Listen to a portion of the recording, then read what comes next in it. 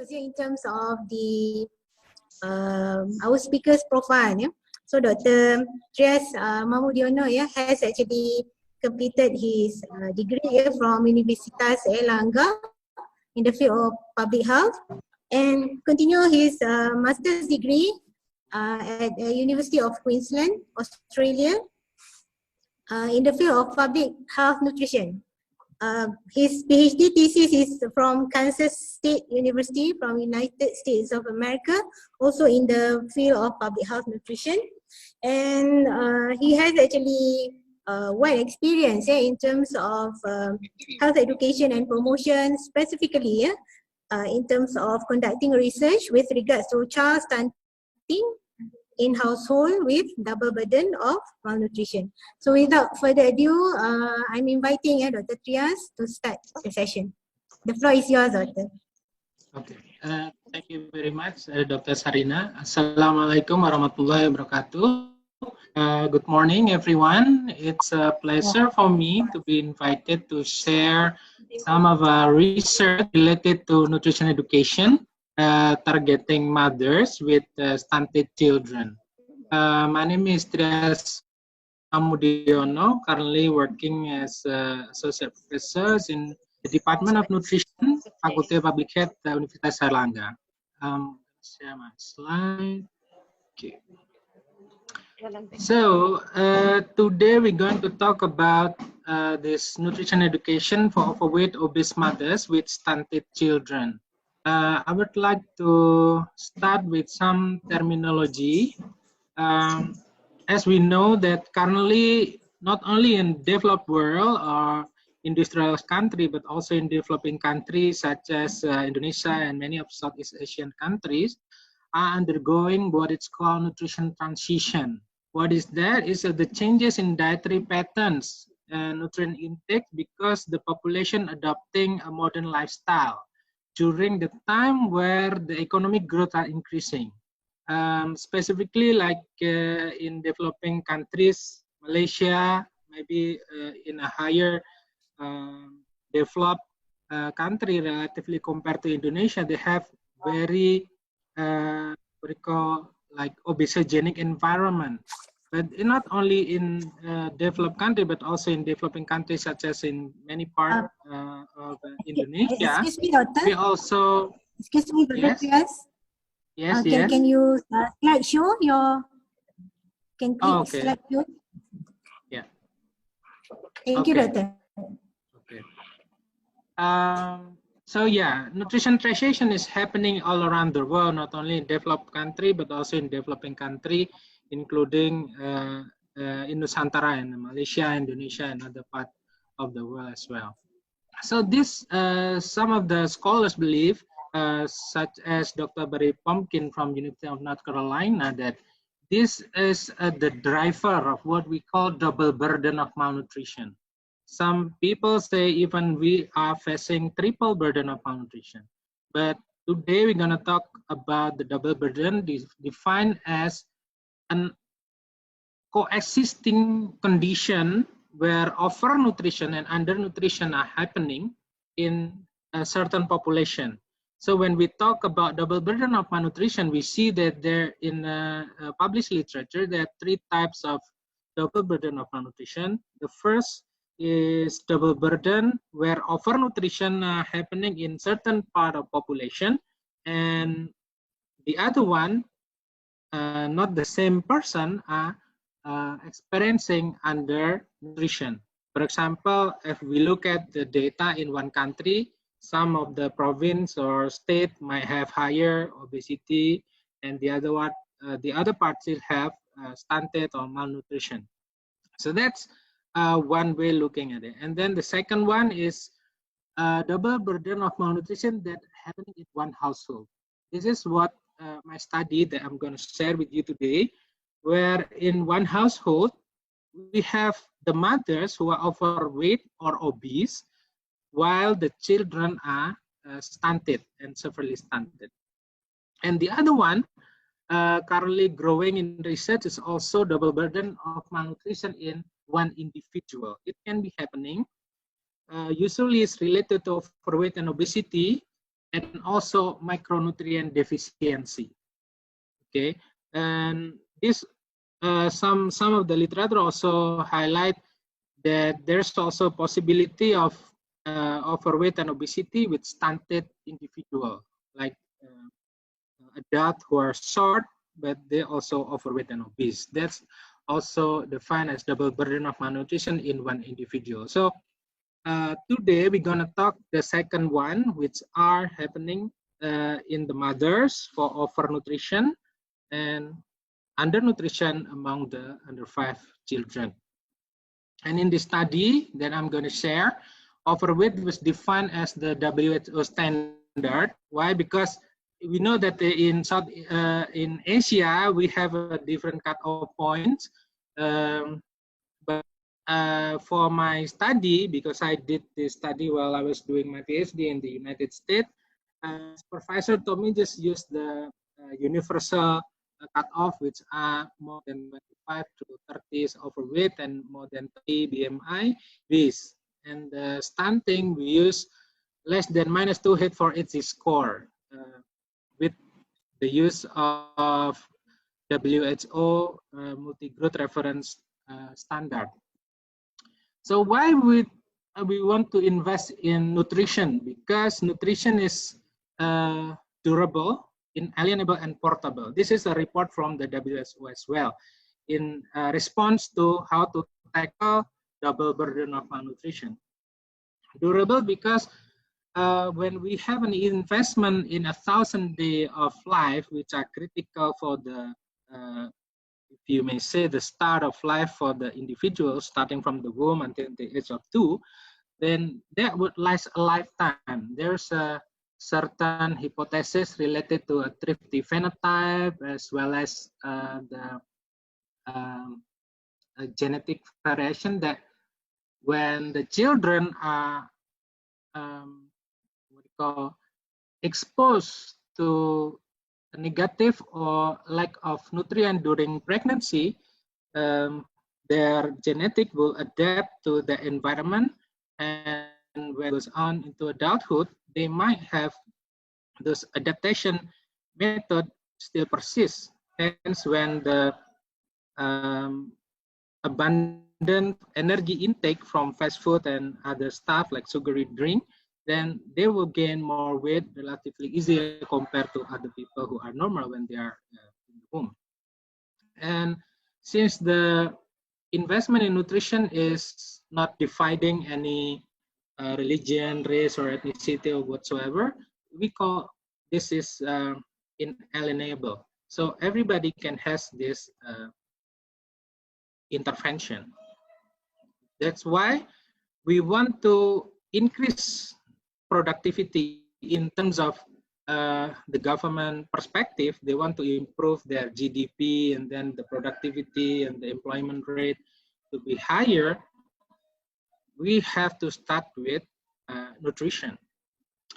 And the WHO also recommends several ways of intervention, which are the focal point, one of which is stunting, anemia, low birth weight, overweight, explosive breastfeeding, and wasting. In the last recent years, maybe the last 5 years, the shift after the Millennium Development Goal, we moved to SDGs, and the highlight is stunting. We still have high prevalence of stunting around the world, and why we want to target stunting? Sorry for the background. And the stunting itself is a kind of a vicious cycle. When a child was born stunted, it was not supported with a good nutrition. While they're growing up, they will have less competitiveness compared to others. Why? Because the cognitive development for stunted children are irreversible. We can have a catch-up period during teenagers, or maybe after 2 years for the growth, right? But for the some studies show that the cognitive impairment are irreversible. Hence, when they go to the education system, like in the schooling years, they will perform less compared to their peers. And because of their lack of competitiveness in education, they will likely to have less paying job, and that will affect life, and in the end it's gonna affect the competition and so forth.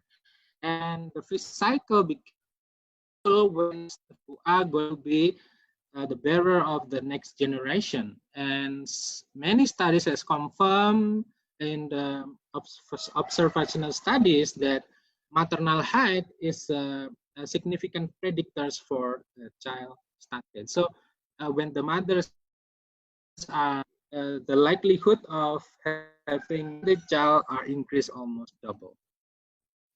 And why we want to invest to alleviate stunting begin to, in the end, is to the cognitive development of the child, and they have good schooling, and they will have competitive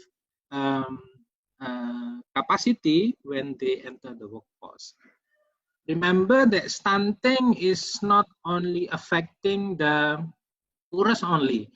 We see here in some countries like in Indonesia, the poorest, and also in Nigeria, India, Kenya, some other country, the highest stunted prevalence is among the poorest of the quintiles of the population.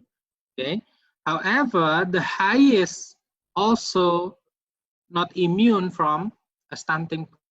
Sensitive nutrition intervention is intervention that not related directly with nutrition, but it improves the condition of the platform or the environment for the specific nutrition to be working, such as a housing and maybe family, and also related to water and sanitation. That's a critical tools to improve children from getting stunted. We can give many food supplements or give in some other country what we call food fortification, or even the food itself to the community. But when the sensitive area, the likelihood of the people itself is not improved, then it just going up and down and not decreasing the prevalence of stunting in the long run. So we learned this from the case of Peru, that we need integrative nutrition action, not only specific program like supplementation or fortification, but also related to other people, other program in another ministry. Okay, and we see the prevalence of child stunting is highly located in the Southeast Asia region, especially Indonesia, Vietnam, Myanmar, in China and India, South Asia, Bangladesh is also high, and also in sub-Saharan Africa and in the Mexico and some of the Central America as well. So this is a high prevalence around the world because the three of the most populous country in the world, China, India, and Indonesia, are in the red area of stunting. Hence, most of it going to be affected because our population is huge. The third most populous country, the US, doesn't have as high as other top 5 country in terms of population. In Indonesia itself, we have a national basic health survey. We call it Riskesdas, Riset Kesehatan Dasar, from the last 2007, 2010, 2013, and the latest 2018, we see that the prevalence is still high, more than 30% in the national in Indonesia, and also in my province where I conduct this study in East Java, it's high, so more than 30%, which are concerning. This is the 2018. In Indonesia overall, it decreased from 2013 where the prevalence of stunting from 37.2 decreased to 30.8. However, if we look at the East Java is actually going a little bit higher compared to the previous one. This is actually what make me think about my hypothesis that not only related to poverty, stunting, or double burden of malnutrition. So when we talk about stunting, it's only one end of the problem. We see here in the black bar is the prevalence of child stunting. This is a study by Lee et al. Is conducted in Latin America. He make a comparison between household consumption per quintile and then the prevalence of malnutrition in terms of child stunting, maternal overweight, and SCOM stands for stunted child and overweight mothers. Stunting itself is the highest in the first quintile. It means the poorest are hit hard with stunting. The white bar is related to maternal overweight. This is the highest in the wealthy population. That's understandable.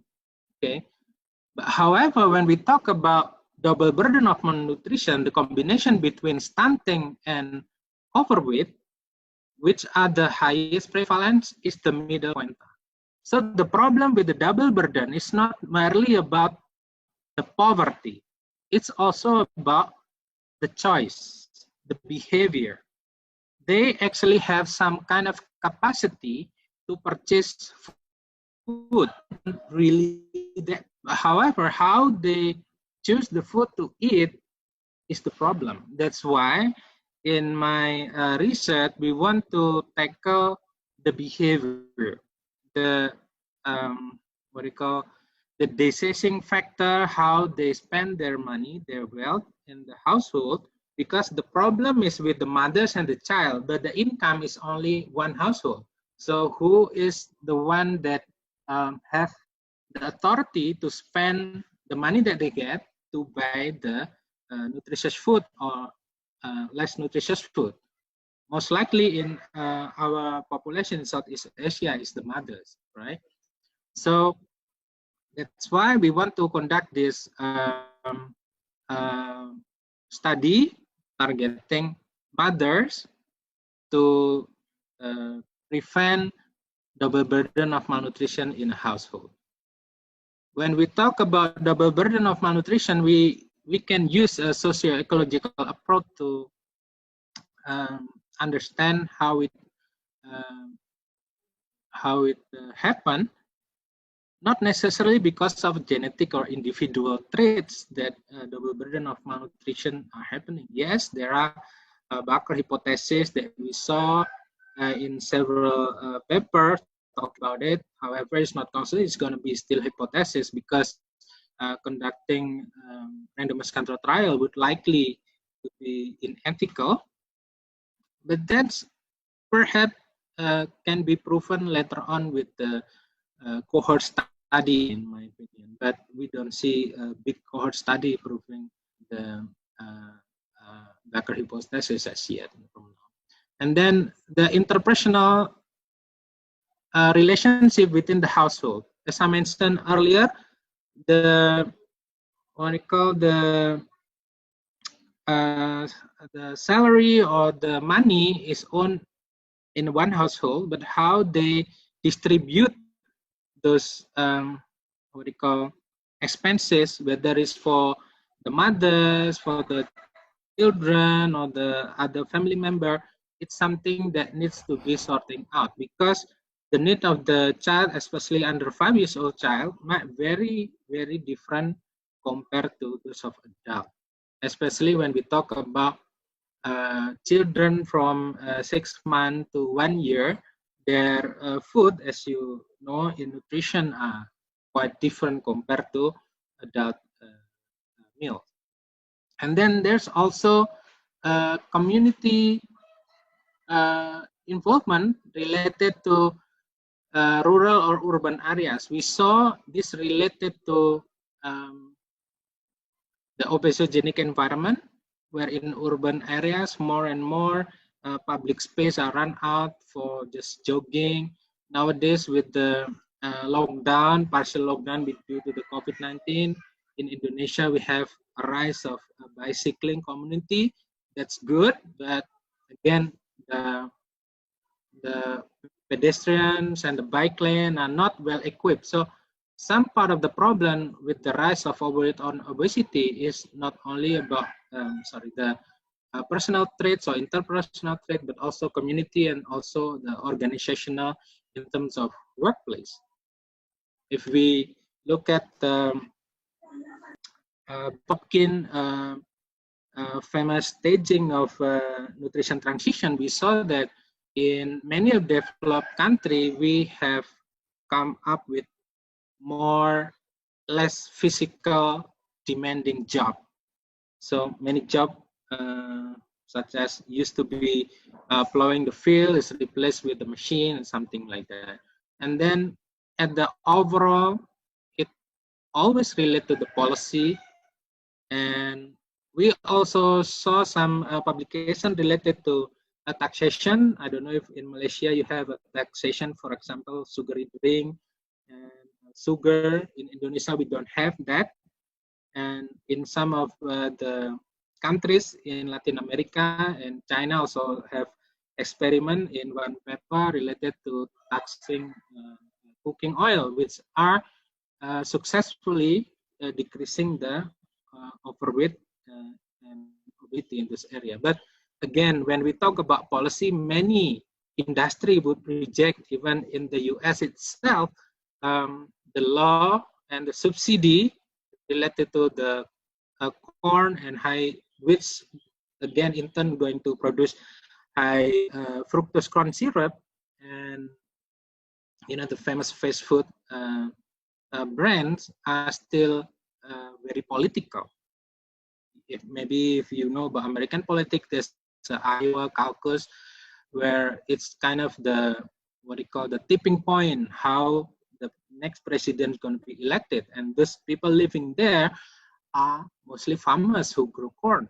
And then when certain candidates want to save the subsidy, for example, many of health advocates like, why we subsidize corn instead of vegetables, for example, it's more nutritious, because they don't get you elected. That's why. So many of the problems are interrelated, not only health, but also with other things. So we need to understand this. Then we want to contribute, even though it's little, it's going to be a small step, but a significant step towards the betterment of our population. So in my study, we conduct the effectiveness of nutrition education for overweight obese mother with stunted children in reducing double burden of malnutrition. So what we want to do, we want to test the effectiveness of the project. We call it NeoMom project because we target mothers, because we believe mothers are the one who are responsible for choosing what food are placed in the table in each household. And because I want to get deeper and don't want to rely only on the ultimate outcome, which are overweight and obesity among mothers and child stunting, but we want to also assess the modifiable factors using the social cognitive construct. What we're going to measure is self-efficacy of expectation and goal setting on how mothers improve the dietary diversity of their food purchasing, and also how their feeding practices related to their under 5 years old children. So the study was a randomized control trial with 2 arms. The population are overweight or obese mothers with BMI of more than 25, and stunted children under 5 years old with A4H score of less than -2. The inclusion criteria are the child has to receive usual care from the government of Indonesia. So in Indonesia, we have when the child was screened to be malnourished, it's not necessarily stunted, but malnourished is with for its score of less than -2, so not high, right? So when the budget are enough, the government will going to provide meat supplement, food supplement to the under 5 years old children for 3 months. Okay, so this is all of the participant has those from the government. We're not going to deny or exclude those. So we instead making those as an inclusion criteria. And then they have to be registered in community health post, so we call it in Indonesia Posyandu. This is a monthly with monitoring program in Indonesia. This is run by the community and supervised by the local public health centers, right?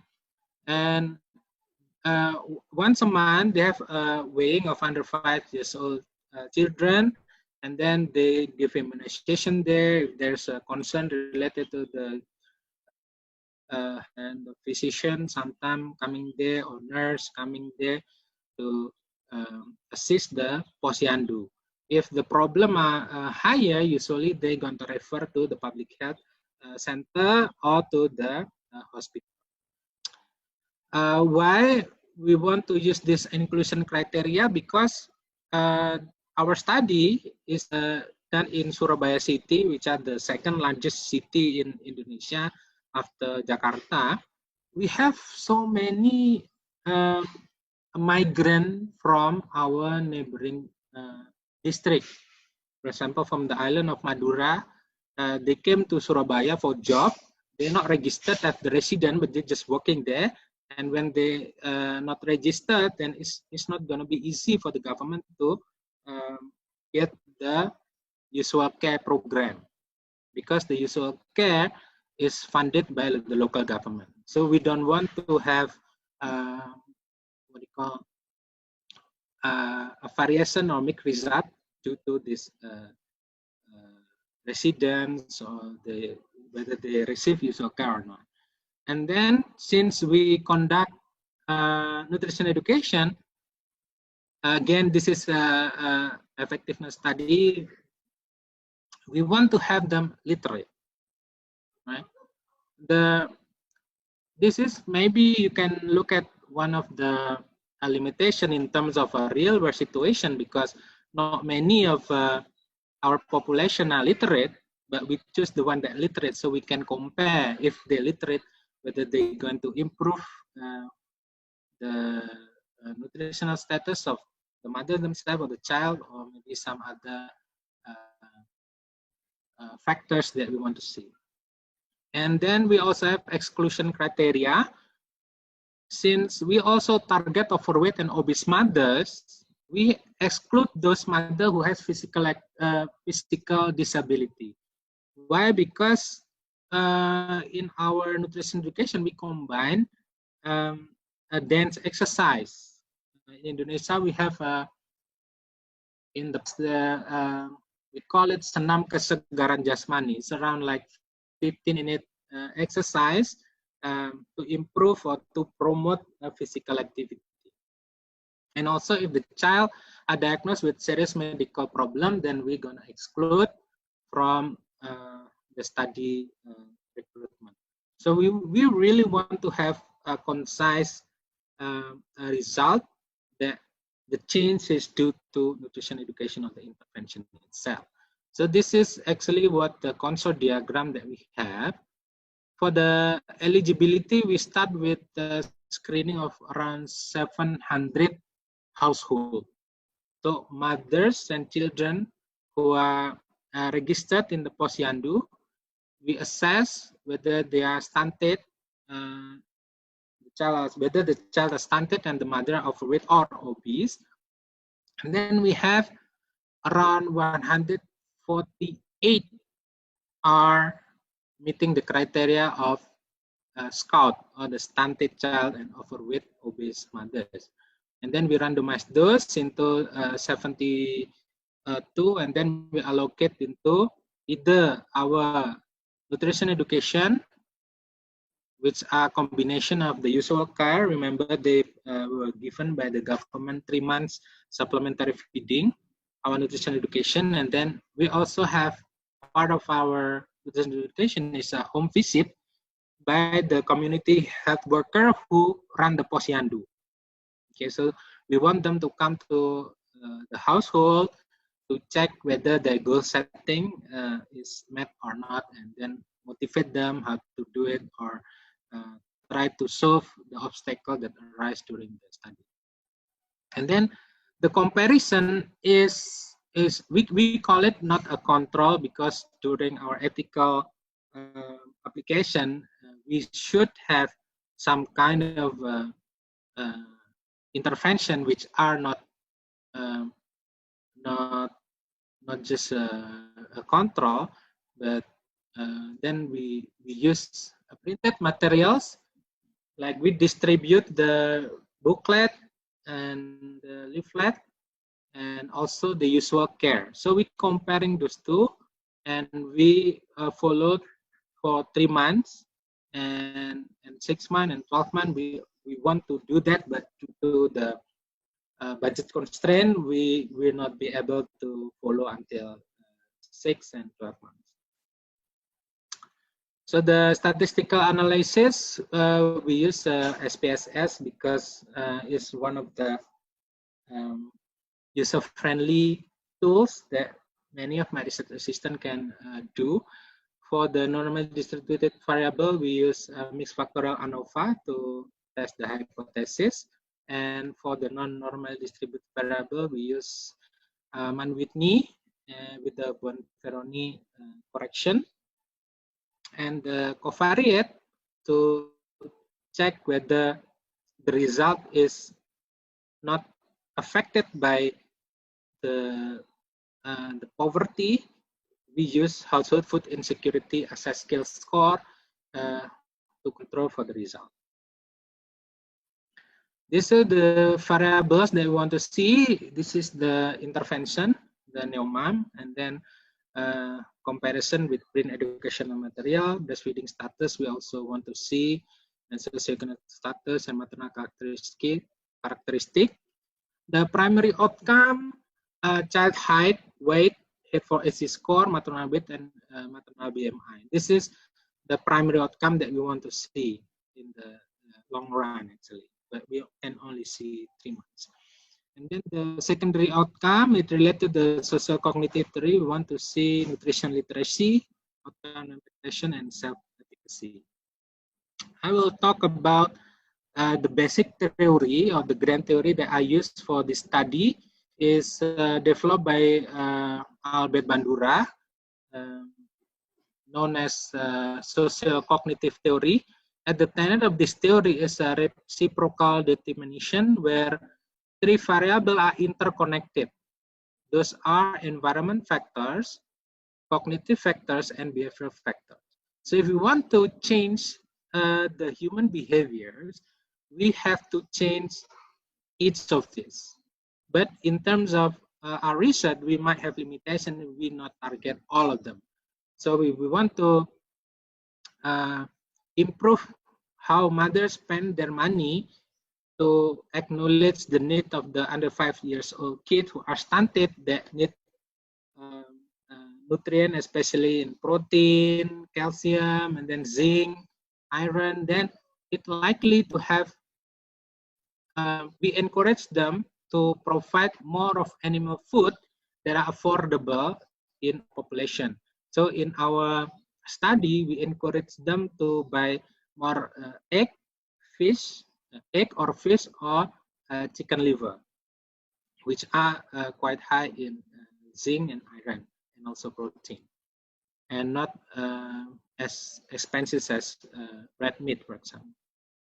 But those are a food that should be purchased only for the kids, while for the mothers are different. Our behavior factors, what we want to promote, what the behavior we want to promote are increasing fiber intake in terms of fruit and vegetables, and also in increasing physical activity.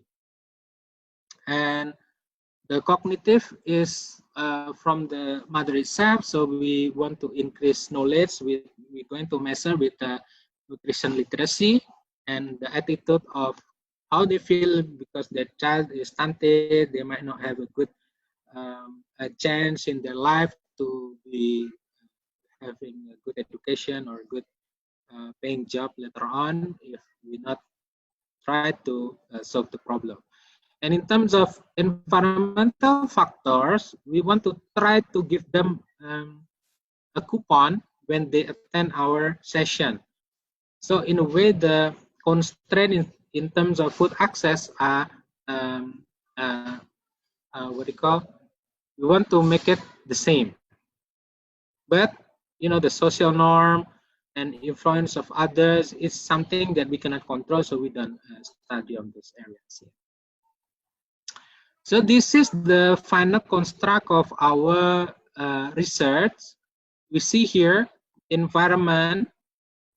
The red one is the one that we give them. We give environmental support in terms of food access with the grocery coupon. So we have a 3 months intervention, nutrition education, like 3 months class. The class is every 2 weeks. So one week they come to the class, and then the next week when they don't have class, our community health worker will come to their house for motivational interviewing. Okay. And if they come to our class, we're going to give them a coupon so they can buy any kind of food in a grocery that collaborate with our study.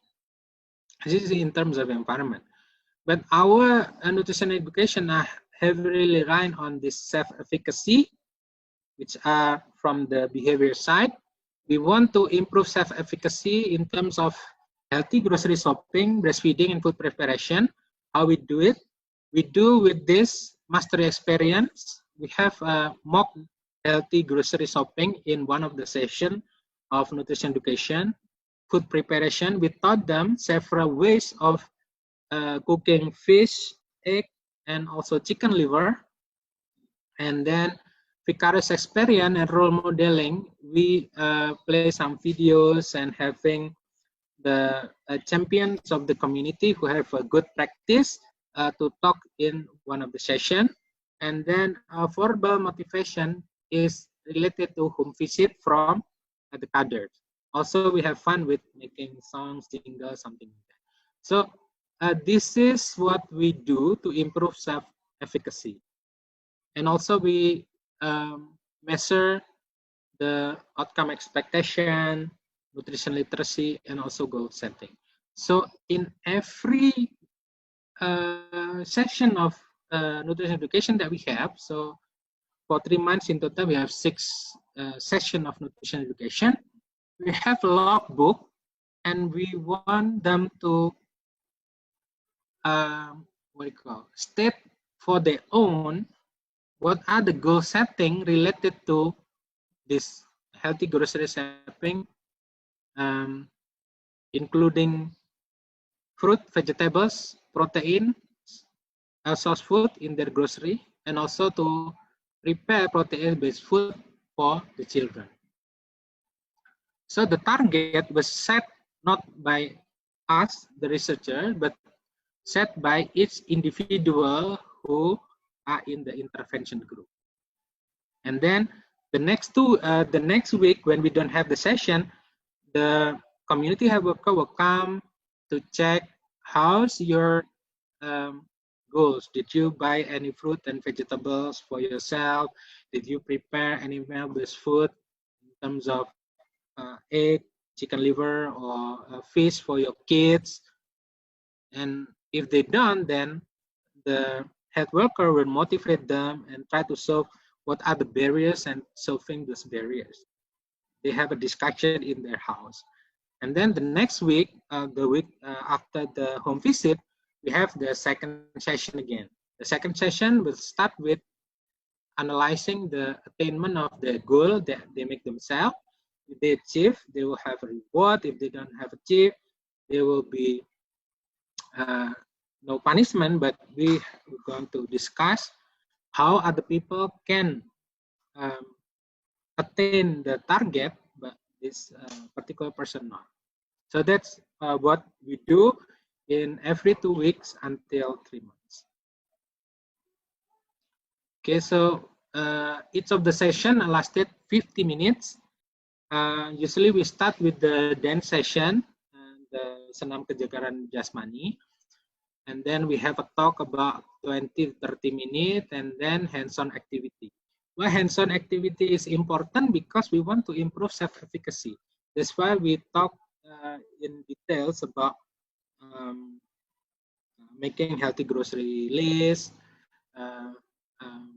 how to cook, for example, with less oil because the mother want to have less energy intake and something like that. So this is the session that we have in line with construct or social cognitive theory. At the first session, we talk about the double burden of malnutrition, the consequence of overweight, obesity, and child stunting. Basically, at the first meeting, we expose them to the condition that they are in. Remember that all of the participants are having double burden of malnutrition. The mother are overweight or obese, and the child are stunted. So we talk and scare them in a way with the scare tactic that the child might not have good education, but it still can improve if we can provide good nutrition, something like this. So just to motivate them. And then the next session is about the outcome expectation. We teach them about the Indonesian balanced diet. We call it tumpeng gizi seimbang. I don't know in Malaysia you have tumpeng or not. It's kind of a food pyramid. In the US, currently they use My Plate.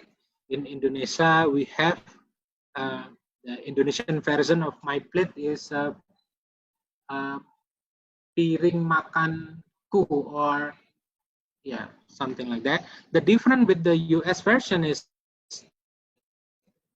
the glass for the drink is a dairy milk, but in Indonesia we change it with water because drinking milk is not part of Indonesian culture.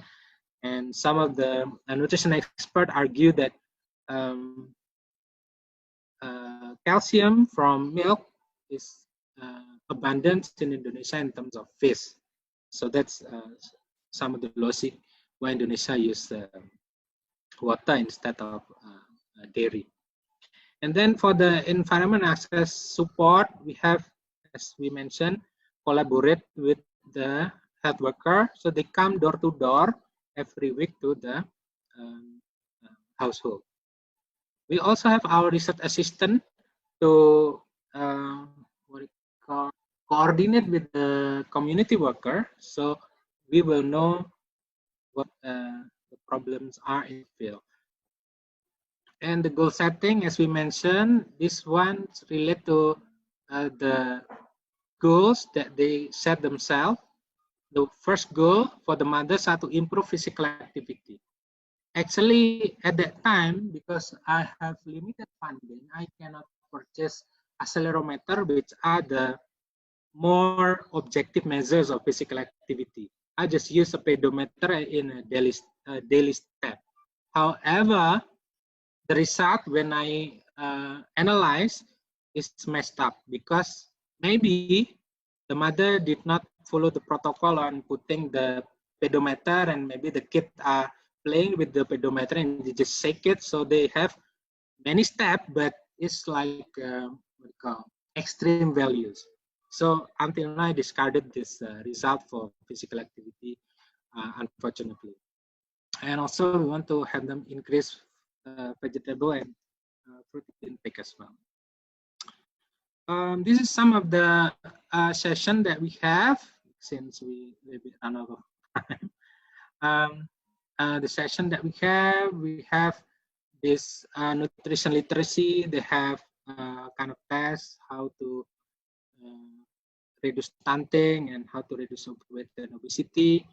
We have mock grocery shopping with the real food. So we have with this like instant noodle, with not considered as a nutrient dense food compared to fruit and vegetable, fish and other stuff.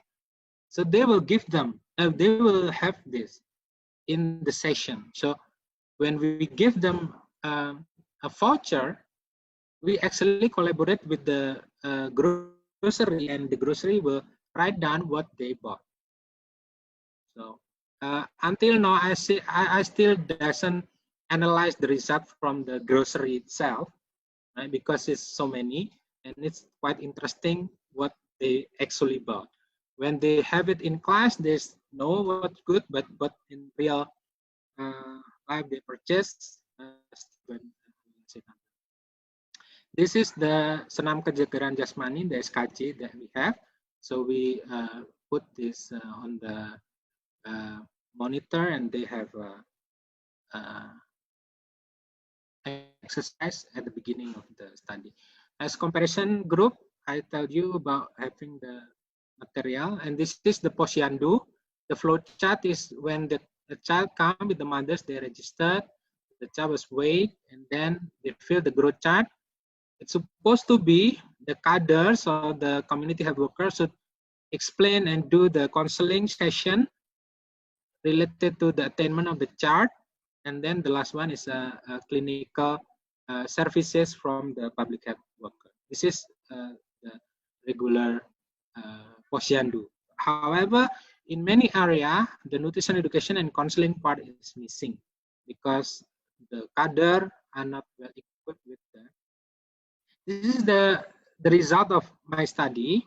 If we see this blue is the comparison of the print group, and the green is the intervention.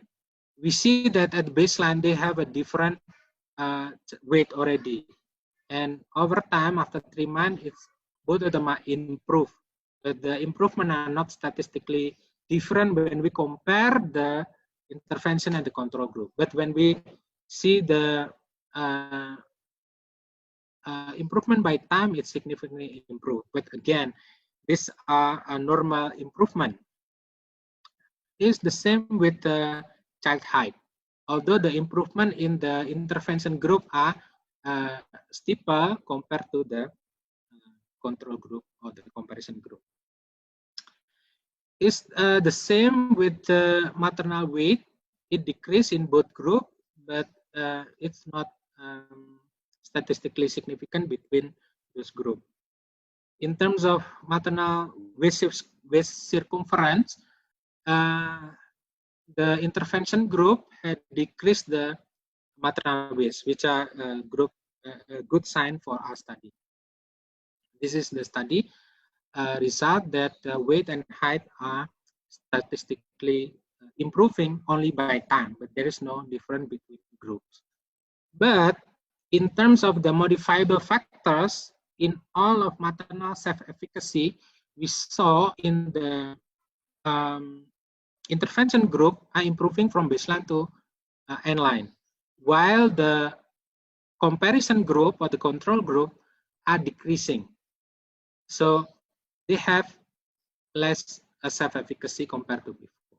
This is for all self-efficacy, which are barrier to physical activity, barrier to eating fruit, and then barrier to eating vegetable, barrier to eat animal protein,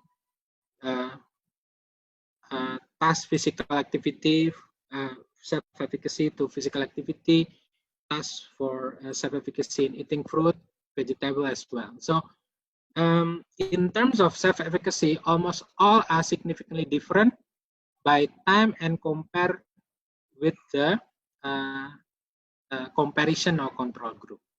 The takeaway from the study that we believe that in terms of tackling double burden of malnutrition, reducing the overweight and obese in mothers and stunting, maybe our study is too short with 3 months. Okay, maybe if we can lengthen maybe 6 months or 1 year, the result might going to be significant, because we saw the increase in height is steeper in the intervention group, but because it's 3 months, maybe it's not enough. Jing result, even though for 3 months, the maternal self-efficacy for physical activity, for providing the kid with animal protein, providing themselves with fiber from food and vegetables are significantly different and increasing in the intervention group. So there is some limitation in our study, namely related to we not observe the compliance. Remember that the government gave the food supplement, the supplementary feeding program. We did not assess whether they actually eat those. They receive, but they don't. Whether they gonna eat or not, we don't assess and adjust for that one. That might be one of the bias. And for future research, again, if I have a bigger grant, maybe have a length of the study, since in the past 5 years, actually, the government also focused on stunting. But however, this type of research is very time consuming and need a higher sample size as well to reduce the dropout. Again, because our setting in urban area, the movement between people, household are very high as well. I would like to acknowledge the one that support the study, especially during my doctoral degree in Kansas State University. This is some of the small grant that I get to conduct the study. And I would also acknowledge MSU for giving me this platform to share with the fellows from Malaysia and other country. I hope we can proceed with maybe future session with Bu Sarina and other lecturer Malaysia related to nutrition education intervention in any health problem that arise in our country. Thank you very much. Back to you, Dr. Sarina. Thank you very much, Dr. Trias, for a very good sharing session. Yes, indeed, we did learn in terms of what has actually been conducted specifically in Surabaya with regard to the new mom, and just also to respond, if in Indonesia you have tumpeng, is it? Yes. Yeah. In Malaysia we have the food pyramid, but though nowadays we focus more on the, again, same lah, piring sihat, pinggan sihat Malaysia. Piring sihat, okay. Malaysian healthy plate, with the message of consuming quarter half of variety of fruits. And do you have a dairy as the drink or just plain water? At the moment it is not included, but if I'm not mistaken, the Ministry of Health, specifically the Nutrition Division, are now revising some components, to make an improvement in terms of the overall dietary recommendation. It is actually very interesting. In Malaysia, for example, the double burden of malnutrition is also existing. For example, the most recent National Health and Mobility Survey reported that 50.1% of Malaysian adults are overweight and obese, which is half of the Malaysian population. But at the same time, we also have an increasing number of students experiencing a stunting problem. For example, in 2011, it is on the 16.6%, rising to 17% in 2015, and the most recent one reported of 21.8%. So meaning both problem do exist in Malaysian population. We have actually now come to the question and answer session. We did receive throughout your lecture session, Dr. Trias, a few questions in which my colleagues will share shortly. But just would like to know from your side, you did mention in the fieldwork community health worker. May I know whether it involved the nutritionist only or interprofessional education?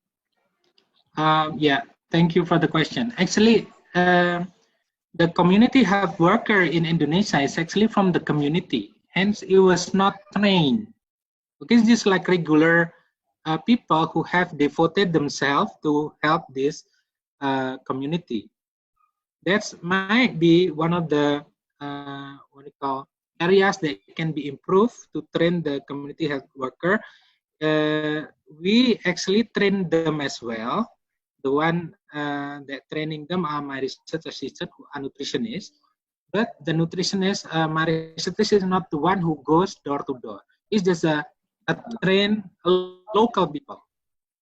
Okay. Meaning representative from the community, is it? Yes, yes.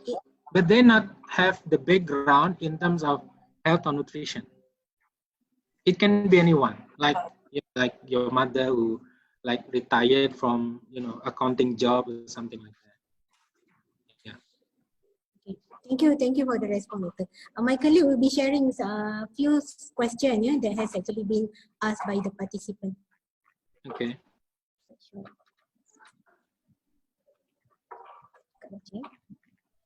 Yes. Maybe you can go to the second page. Oh, this is. If you want to respond first to the first question. Oh yeah. What is your opinion on triple burden of malnutrition in countries like Malaysia and Indonesia? Well, I think that's a problem that now become more prevalent in our region. So we still not finished with the undernutrition, but also overnutrition. But the undernutrition itself also have many sides, including the micronutrient deficiency.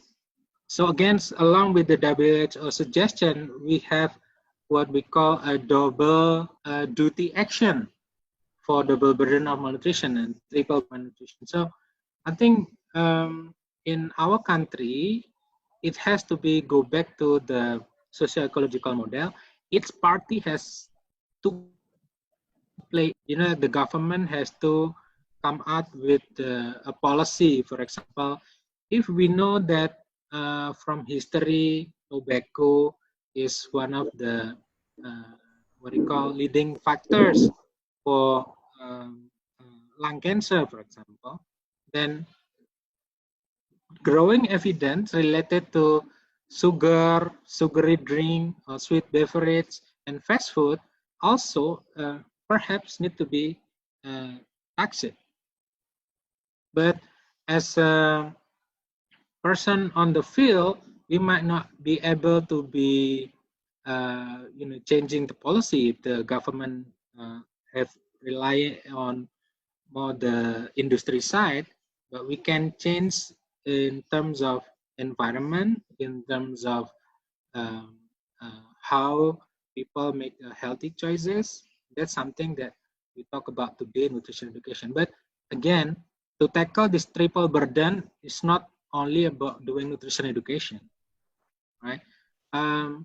When we talk about the program, for example, food fortification, that's also a good strategy to tackle this triple burden.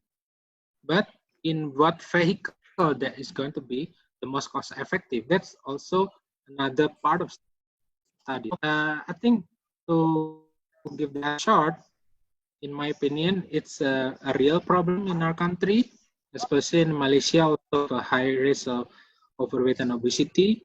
Then everybody has to take part of our own what we call capacity. Thank you, Doctor. Yes, definitely. Multiple stakeholders, not just the one directly involved in terms of monitoring the health and nutritional status are the one that has a bigger role. Contribution or collaboration from other sectors are also influential in terms of to get the positive outcome of the intervention. We move on to the second question. What is the most significant barrier in overcoming stunting issues in Indonesia? I think in previous presentation you did highlight certain factors, right? Yeah. In your opinion, what could be the significant one? Well, I think not to brag about nutrition education, but I think nutrition is the main barriers. Nowadays, stunting is already become a key talking point in terms of policymakers, not only in Ministry of Health in Indonesia, the Ministry of Village, the Ministry of what we call Agriculture, the Ministry of Education. Everybody have been this, and not only talking but also investing in a budget to tackle stunting prior to COVID-19. Yeah, and but the biggest obstacle is how to improve the nutrition literacy among our people itself. Okay, not nutrition in Indonesia is not taught in first grade until 12th grade, right? It's only scattered what with the PE and with the biology and something like that. But I think it needs to be taught from the very beginning in the curriculum to improve the health and nutrition literacy as a whole in our country. And I think I'm not sure how is there any nutritionist in each school in Malaysia, for example, because in Indonesia we don't have. So the teacher doesn't have the capacity to talk about health and nutrition at the basic level. We call it a sekolah dasar, elementary school. So that's one of the problem, because those who are going to be adult and going to be the policymaker has to be exposed from the very beginning. So I think again, aligned with nutrition education, we need to have this as part of the curriculum in our education system. Only then, I believe that stunting issue will be easier to tackle. Thank you, Doctor. At the moment, we do not have a nutritionist specifically stationed at any particular school level. Yeah? However, we do have a nutritionist at the State Health Department conducting program at the school level, reaching out to the public at various locations. Yeah? Sometimes through promotion at the mall, for example, any health screenings conducted quite regularly, conducted by nutritionists at the State Department. But perhaps in the future there is a need to that particular component. Okay. Well, actually, shall we collaborate with the Tamu Fund? You know, the same center for. As of. Hello. Yes. Yeah. So we with the Tamu Fund in the Universitas Indonesia have collaborated to try to educate school teachers. Since like the option is like we want to hire nutritionists at the school, or we want to train the teacher itself about nutrition. The easier part is to train them, right? So, however, one of the obstacles is like the teacher need to have like certification, for their promotion and everything. If we can, for example, the nutrition, then that will be easier.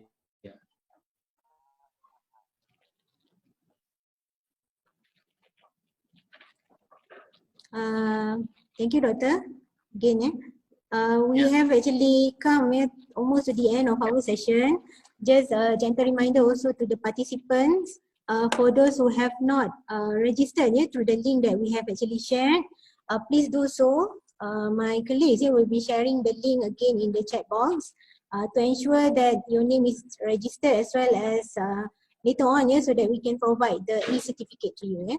So I'm taking this opportunity also on behalf of Management Science University, thanking Associate Professor Dr. Trias for spending the time with us today.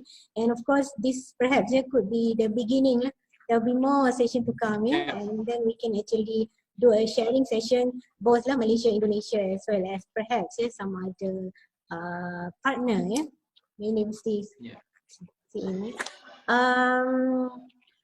Just to also alert Dr. Trias, we have actually quite a number of participants just now, though at the moment the session is limit 200. There are also students as well as external participants wanting to join. So for our upcoming session, maybe we'll be opening more opportunity for them to join again. Any last words, Dr. Trias? I mean to conclude, or to share with us with regards to the topic? Well, Take home I think message. related to nutrition education, again, it's a long way process. It's a continuous process. We cannot go only like 3 months, 6 months, 12 months. It has to be, if you're working in the government or the extension office, then just do it in a regular way, and then targeting each of the variable what do you call areas that need to be improved. You can only chew one at a time with the constraint and budget that you have, but then we have to come back, assess whether it's okay, better, and then we move to the next. Not just like one time shot and then go away. So that's I think the basic tenets of nutrition education is ongoing. And We have come to the end of our session today. Again, I'm taking this opportunity also to thank all participants. And before we end the session, I would like to request for the participants all to switch on their webcam so that we can take a group photo. So for our own record.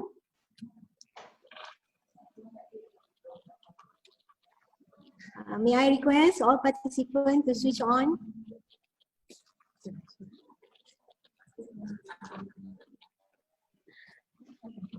We have about 100 participants, so, oh, great. okay. Still waiting.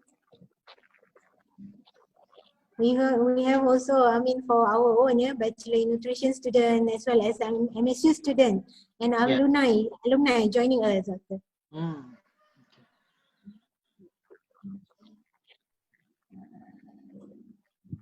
Okay, we are now going to the view screen to get to capture all.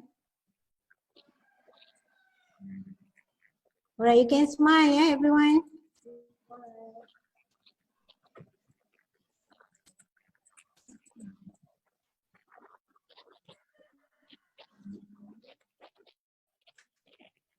Okay, thank you very much for your response as well as participation.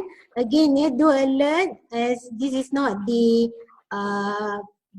only session that we're going to actually conduct. There'll be more to come of various topics, and definitely we'll be sharing the information officially through our social media website. You can actually go and check it out at Instagram, MSU.officials, as well as Facebook account, Facebook page, MSU Malaysia.officials, for more information about our upcoming program.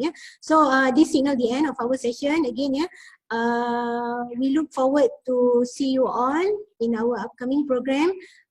Thanking Dr. Trias also for spending your time and to others. Before we end, also before you leave the session, please ensure that you have filled up the registration form so that you are entitled to the e-certificate, which the committee are going to email through the details provided through the link. Thank you everyone, and see you all again. Thank you, Dr. Trias. Bye. Thank you, Doctor. Thank you, Madam. Thank you all, student. Thank you, Dr. Tias. See you again. Assalamualaikum. Waalaikumsalam. Say Anna.